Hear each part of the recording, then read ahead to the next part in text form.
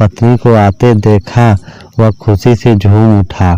उसके हाथ में टोकरी थी। इस टोकरी में क्या है? उसने पूछा। पत्नी ने कहा, स्वामी, पिछले काफी दिनों से हम घर में अकेला महसूस कर रहे थे, इसलिए अकेलापन को तो आने जाने वाली अतिथियों से दूर होता है।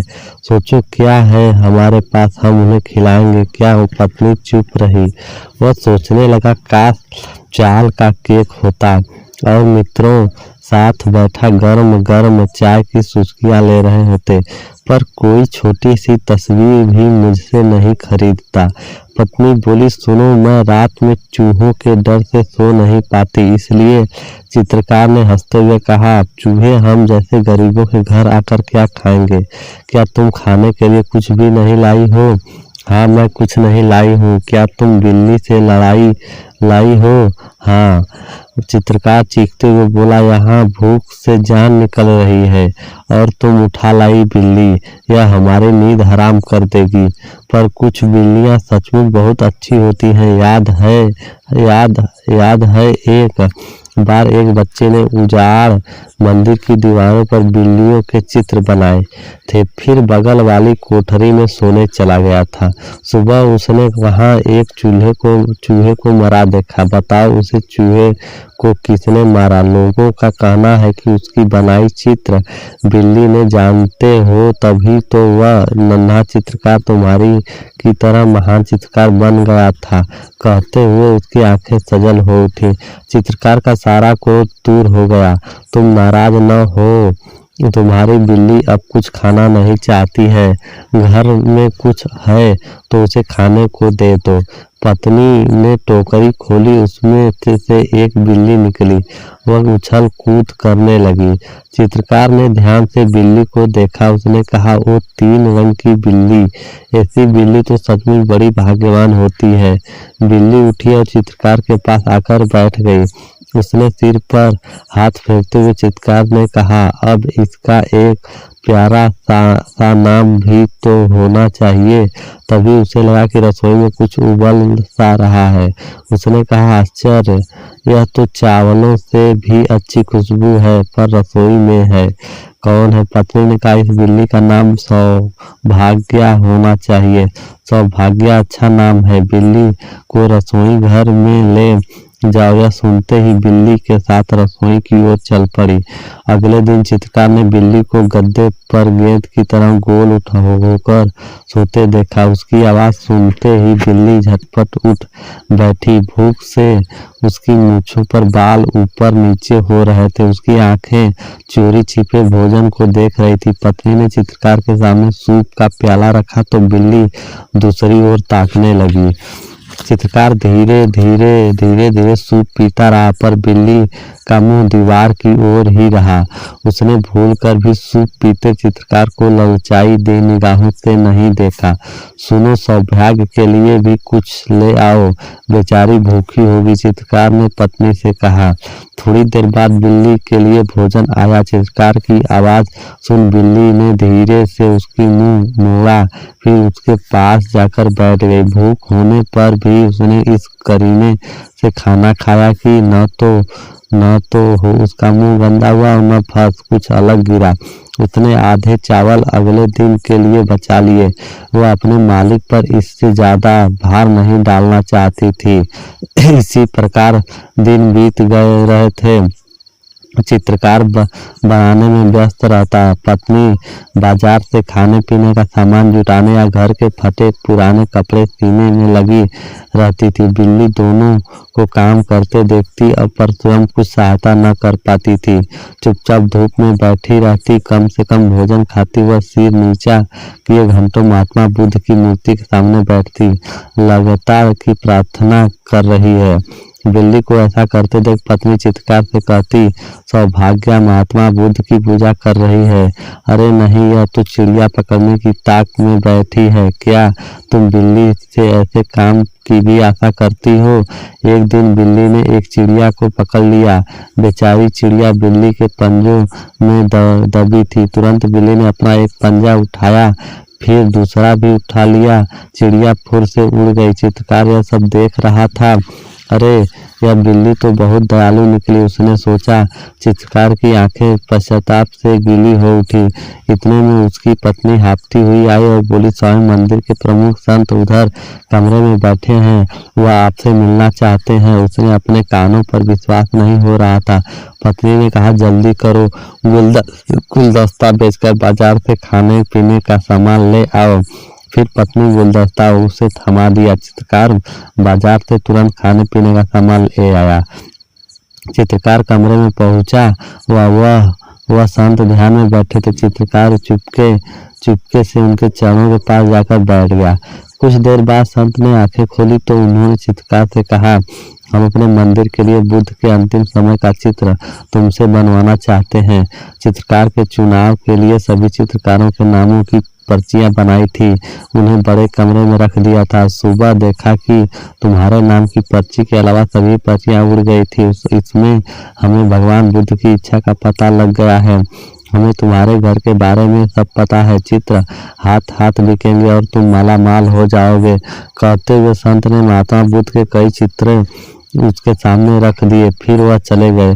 भगवान बुद्ध ने मुझे ही क्यों चुना है? मैंने उसकी कभी प्रार्थना तक नहीं की थी। हो सकता है भगवान ने बिल्ली की प्रार्थना सुन ली हो। वह तरह तरह की बातें सोच रहा था। तभी चित्रकार रसोई घर में उठती आवाजों में से चौंक उठा। उसने रसोई में झांका तो देखा कि पत्नी और सौभाग्य खुशी से झूम रही हैं। उसका हृदय भी अनजानी खुशी के भर उठा। स्वयं वे स्वर मिलाकर वह भी बालकों का चीख उठा।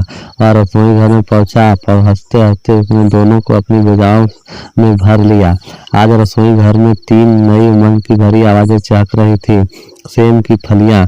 किसी गांव में बटोरा नाम का एक लड़का रहता था। उस समय उसकी उम्र 8-10 साल की थी। वह बहुत ही गरीब था। उसके पिता कोई काम नहीं करते थे। वह बहुत ही आलसी और गप्पी किस्म के व्यक्ति थे। खेती योग्य जमीन भी उनके पास नहीं थी जिस पर वह खेती की जा सके।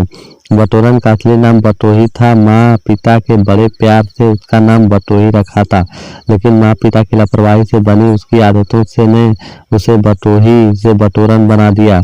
बटोरन से छोटी उसकी एक बहन भी थी।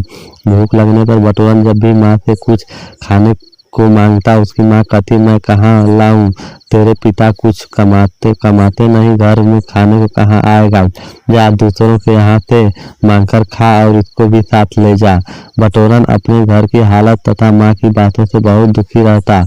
भूख आखिर भूख होती है, कब तक वह सहन करता। चल देता गाँव के दूसरे गाँव में मांगने के लिए। पहले तो वह कुछ दिन सिर्फ अपने लिए खाना मांगता, मिलने पर वह वही खा लेता और अपनी छोटी बहन के लिए भी ले आता, लेकिन उसकी यह आदत धीरे धीरे बदलने लगी। उसकी माँ ने एक दिन कहा, बटोरन तू खाना मत खिला कर, किसी चावल आटा या कुछ अनाज लाया कर, घर में पकाकर तभी खाएंगे। बटोरन को न चाहते हुए भी अपनी माँ की आज्ञा का पालन करना पड़ता।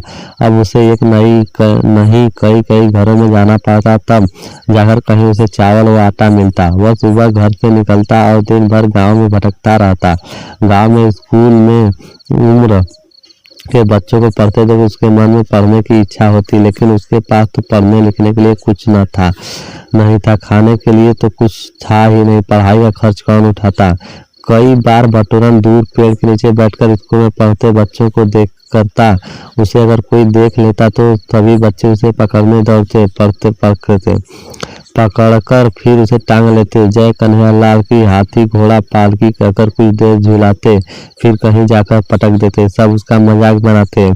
इन बच्चों ने ही उसका नाम बटोही से बटोरन बना दिया था। उनका कहना था कि यह दिन भर खाना बटोरता रहता है, इसलिए इसका नाम बटोरन रख दिया है। एक दिन बटोरन मांगने के लिए घर से निकलने लगा। आज उसका मन नहीं कर रहा था मांगने के लिए घर घर जाए। उसकी माँ ने देखा तो कहा, बटोरन घर के पिछवाड़े में सेम की फलियां लगी है, मैं इतनी फलियों का क्या करूंगी, ऐसा कर उनमें से कुछ फलियां ले आ, किसी को दे देना। बटोरन ने सेम की फलियां तोड़ी और एक पोटली बांध ली और चल पड़ा। हुआ सबसे पहले जिसके यहाँ गया पोटली उसे दे दी और बोला, मेरी माँ ने दी है। वह महिला बहुत खुश हुई यह सोचकर कि वह सब दिन तो बटोरन मांगने आ जाता है, लेकिन आज पहली बार कुछ लेकर आया है। उस दिन उस महिला ने बटोरन को अधिक देर बिना बैठाए ही अनाज लाकर दे दिया। बटोरन को बड़ा अजीब लगा। वैसे तो वह महिला इतनी जली कटी सुनाती थी, इतनी देर बैठाती थी, फिर कहीं जाकर थोड़ा सा अनाज देती थी। आज उसने बिना मांगे ही अनाज लेकर दे दिया। उस महिला का यह बदला रूप देखकर बटोरन आश्चर्य के साथ अच्छा भी लगा। दूसरे दिन जब अन्य पड़ोसियों को पता चला कि बटोरन पड़ोसी के यहाँ सेम की फलियां दे आया तो उन्होंने धमकाया, क्यों रे बटोरन, मांगने तो तू सबके यहाँ आता है, सेम की फलियां एक के घर दे आया, जाकर उसी के हाथ से मांग। बटोरन घर गया, अपनी माँ को सारी बात बताई। दूसरे दिन उसकी माँ ने उसे पहले से अधिक फलियां दी और बटोरन ने फलियों को एक पोटली बनाई, जिसके यहाँ भी जाता थोड़ी सी फलियां निकाल कर रख देता, कहता कि माँ ने दी है। उस दिन वह जिसके यहाँ भी गया सबने खुश होकर अनाज दिया। इतना ही नहीं, उसके हर उम्र के बच्चे जो उसे हमेशा अपमानित करते रहते थे, सेम की फलियां उठा कर पूछते, बटोरन इन्हें तो कैसे लाया गया है, कहाँ लाया है, आज किसी ने उसका अपमान नहीं किया। इस तरह की बातें बटोरन को बहुत अच्छी लगी। पहली बार बटोरन को एहसास हुआ कि किसी को कुछ मांगकर लेने से अच्छा है बदले में कुछ देना। यह सीख बटोरन के दिमाग में बैठ गई। अब वह तकरीबन सोचने लगा कि उसके घर के पिछवाड़े काफी जमीन खाली पड़ी थी। उसके पिछवाड़े में सफाई की और वहाँ उसने छोटे छोटे पौधे लगाए, टमाटर, खीरा, बैगन, घिया आदि। बटोरन ने कड़ी मेहनत की और उसे मेहनत करते उसकी माँ भी उसका साथ देने लगी। उसके पिता ने देखा तो वह काम करने लगे। अब बटोरन अकेला नहीं रहा। अच्छी देख रेख में पौधों में खूब सब्जियां लगी। अब गांव भर लोग हरी सब्जियां लेने के लिए बटोरन के यहाँ आने लगे। हाट बाजार जाने के बजाय गांव वालों में यहाँ आने से आसानी होती थी। जिसके पास जो होता वही लाकर पहुंच जाते। अनाज या पैसा देते, बदलते हरी सब्जियां ले जाते। लोग कहते, वाह बटोही, तूने कमाल कर दिया, घर की किस्मत बदल दी। अब बटोही मांगने के लिए किसी के यहाँ न जाना पड़ता, सब लोग ही यहाँ आने लगे। बटोही समझदारी और मेहनत को देखकर उसके आलसी और गप्पी पिता को भी अक्ल आ गई। अब बटोही का परिवार खुशहाल हो गया था। इसी तरह एक डेली कहानी देखने के लिए, अच्छी कहानी देखने के लिए चैनल को सब्सक्राइब और वीडियो को लाइक जरूर करिएगा।